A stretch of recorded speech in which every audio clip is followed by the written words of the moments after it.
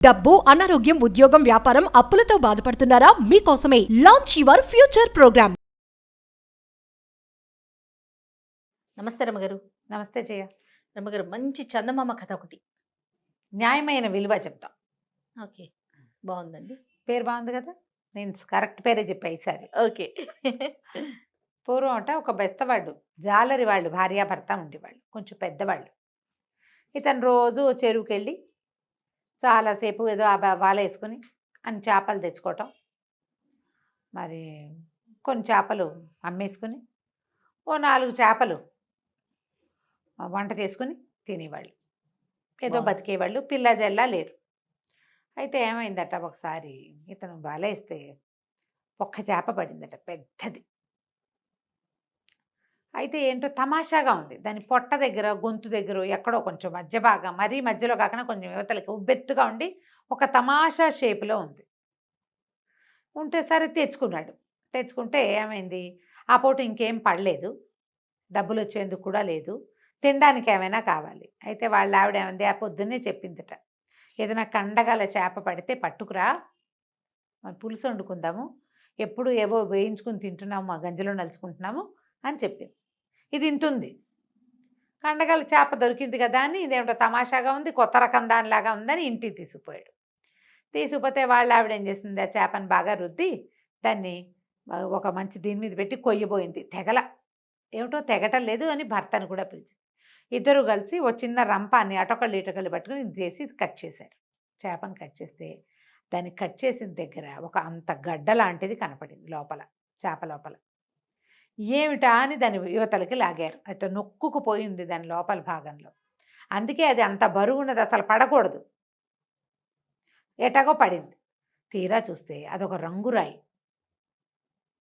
ఇది ఏమంది, ఏమయ్యా మరి చూడింది, ఏదో ఖరీదైన రాయల్లో ఏముంది, ఆ నీళ్లలో ఎక్కడైనా అది పెద్ద చెరువులోంచి ఇందులోకి వచ్చి పడిందో, ఏ కాలువలోంచో వచ్చి ఇందులోకి వచ్చి పడి ఉంటుంది, ఎక్కడదో మింగేసింది, ఖరీదైన రాయి, ఏ రాజుగారికో ఇస్తే ఓ 10 రూపాయలు ఇస్తాడు, తెచ్చుకోవచ్చు కదా అన్నది. అంటే ఏమన్నాడు, సరే మరి ఈ పూటకి నీకు కూరొద్దా అన్నాడు. వద్దులే, గంజి తాగుదామని ఈ కోసిన చేప ఉంది కదా, దాన్ని ఎత్తి ఉప్పు డబ్బాలో, ఉప్పు జాడీలో పడేసింది. నిల ఉంటుందిలే, తర్వాత చూద్దాం, నీది రాయిని కొంచెం శుభ్రం చేసిస్తా, రాజుగారికి పట్టుకెళ్ళి ఇవ్వు. రాజుగారికి వింతైన వస్తువులు అవి ఇష్టం, మన రాజుకి. 10 రూపాయలైనా ఇవ్వపోతాడా, రూపాయితోటే మనం 2 నెలలు గడపచ్చు, ఆ రోజుల జీవితాలు అవి అన్నది. అనేసరికి సరే బాగానే ఉందిగా, ఆ చేపనెత్తి ఉబ్బుజాడీలో పడేశాక ఇతను కాస్త స్నానం చేసి ఏదో కాస్త గంజి తాగి ఆ రాయిని అంతుంది ఒక గుడ్డలో మూట కట్టుకుని దట్టిలో పెట్టుకుని రాజుగారింటికి పోయాడు.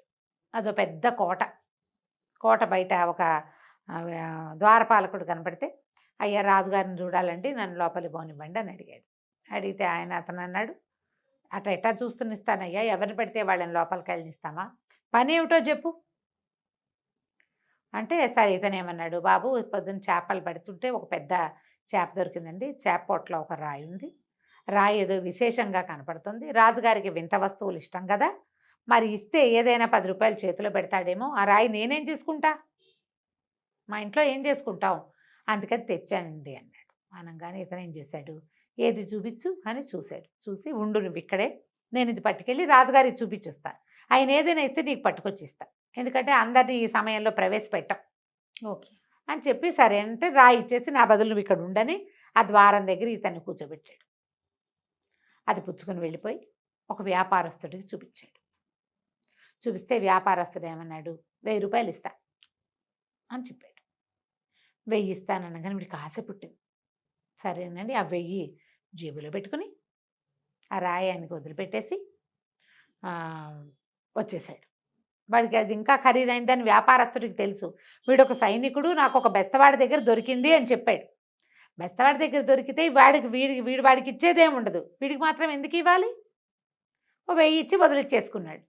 వాడేం చేశాడు, 1000 జేబులో పెట్టుకుని ఇంటికెళ్ళి మంచి కొత్త పంచల చాపు ఎవరో పెట్టింది ఉంటే ఆ చాపు పుచ్చుకొచ్చి ఈ బెస్తవాడి చేతిలో పెట్టాడు. రాజుగారికి నచ్చింది, అదేదో బాగుంది కదా చూడ్డానికి, మరి బల మీద పెట్టుకుంటారట, ఇదిగో ఈ పంచల చాప నీకు ఇమ్మన్నారని, అంటే ఓ పంచల చాప అంటే పంచా ఉత్తరీయం, చాప అంటే జత, ఓకే, ఆ పంచల చాప ఎత్తి చేతిలో పెట్టాడు. ఈ వెత్తవాడు అటు ఇటు తిప్పి చూసుకుని ఇంతైనా ఇచ్చాడు రాజు, సరేలే అని ఆ చాప పుచ్చుకుని ఇంటికి వెళ్ళిపోయాడు. ఒక రోజంతా వల వేస్తే పడింది చేప. సరే చేప వచ్చింది, ఓకే, వెళ్ళిపోయాడు ఇంటికి. వాళ్ళ బతుకులు వాళ్ళు బతుకుంటున్నారు. ఇంతలో ఏమైంది, వ్యాపారస్తుడి చేతిగా రాయి వచ్చింది కదా, దాన్ని బాగా తోమి మెరిపించి చూశాడు, ఇది చాలా పెద్ద వజ్రం అని చెప్పి ఏం చేశాడు, ఆ ఊళ్ళో ఉన్న రత్నాల వర్తకుడి దగ్గరికి తీసుకెళ్ళాడు.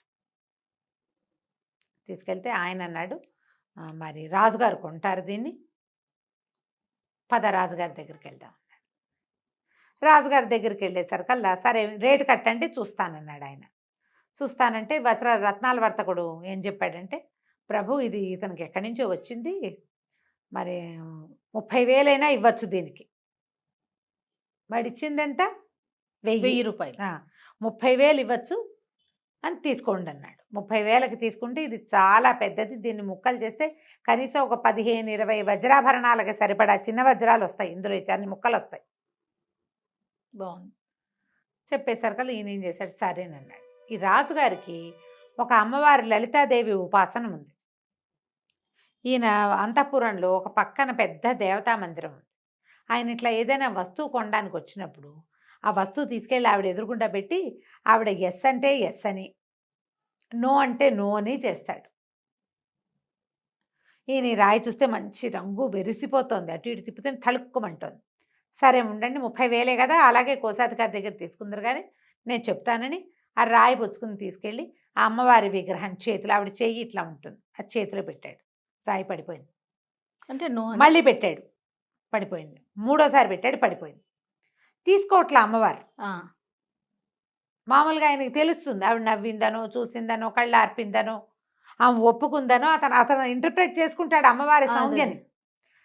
వస్తువు ఎందుకు ఉంటల్లా, ఒళ్ళో పెడితే ఒళ్ళో నుంచి దొర్లొచ్చేస్తోంది కిందకి.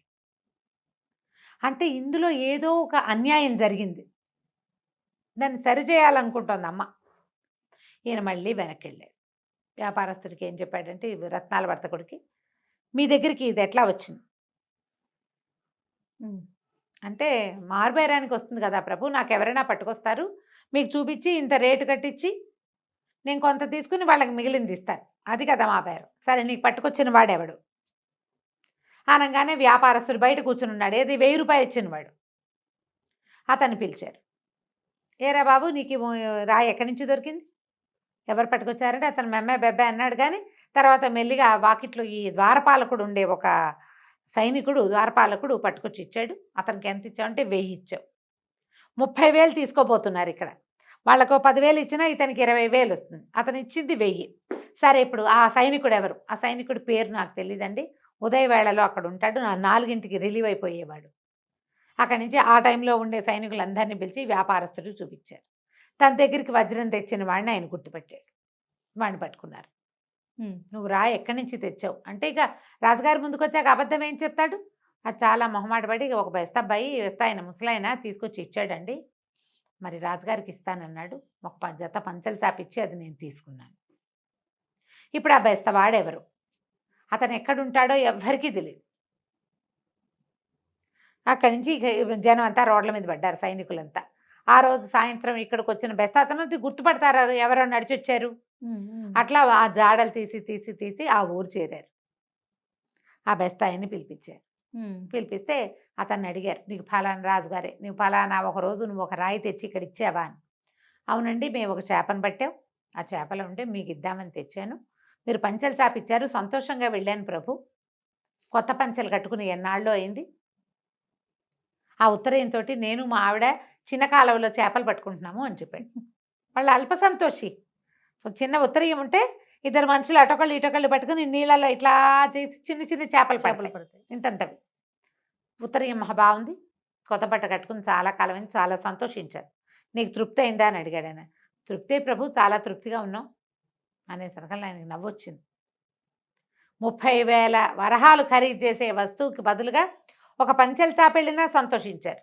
అయితే ఇది నువ్వే పట్టుకున్నావన్న సాక్ష్యం నీ దగ్గర ఉందా అంటే, ఉండటానికి ఏముంది, వాళ్ళ కోసిన చేప మా ఇంట్లోనే ఉంది, నేను ఉప్పు జాడీలో వేశానంటే సరే తీసుకురమ్మన్నారు. భటులు ఆగమేఘాల మీద పోయి వాళ్ళు ఉప్పు జాడీ పుచ్చుకొచ్చారు. అందులో చేప ముక్కలు తీస్తే దాని లోపల ఇట్లా గొయ్యలేము దాని పొట్టలో. ఈ వజ్రం కరెక్ట్గా అందులో కూర్చుంది. ఇట్లా దొరికింది, నేను ఇట్లా కోసాను అని చెప్పాడు. బాగుంది. సరే రాజుగారు సంతోషించి అతని జీవితానికి సరిపడా వేటాడకుండానే భోజనానికి సరిపోయేంత డబ్బిచ్చి పంపించారు. తర్వాత అతన్ని కుర్రవాడిని ముసలివాడిని మోసం చేసిన సైనికుడికి 110 కొరడా దెబ్బలు ఇచ్చారు. వ్యాపారస్తుడికి ఏమి ఇవ్వాల. వ్యాపారస్తుడు అతను వ్యాపారమే చేసుకున్నాడు, అంతే. దొంగ పని కాదు కదా అది. కాబట్టి వ్యాపారస్తుని ఇట్లా ఎవరైనా సాధారణ వ్యక్తులు గనక నీ దగ్గరికి వస్తువు అమ్మ చూపినప్పుడు వాళ్ళ వేరే బౌట్స్ కనుక్కోవటం నేర్చుకోమని వ్యాపారస్తులందరికీ తెలియజేశారు. ఆ తర్వాత మన బెస్తవాడికి ఇదంతా ఇచ్చిన తర్వాత ఆ వజ్రాన్ని పెట్టుకెళ్ళి రాజుగారు అమ్మవారి చేతిలో పెడితే ఆవిడ మాట్లాడకుండా ఊరుకుంది. ఆ వజ్రం అక్కడ కూర్చుని ఉంది. న్యాయం జరిగింది. ఆమెకి న్యాయమైన విలువ, నిజమైన విలువ ఇచ్చేశాడు కాబట్టి ఒప్పుకుందన్నమాట. ఆ తర్వాత అమ్మవారి అలంకరణ సామాగ్రిలోనే ఆ వజ్రం ఎప్పటికీ ఉండిపోయిందట. కథ కంచికి మనం ఇంటికి. నమస్తే రమ్మగారు. నమస్తే.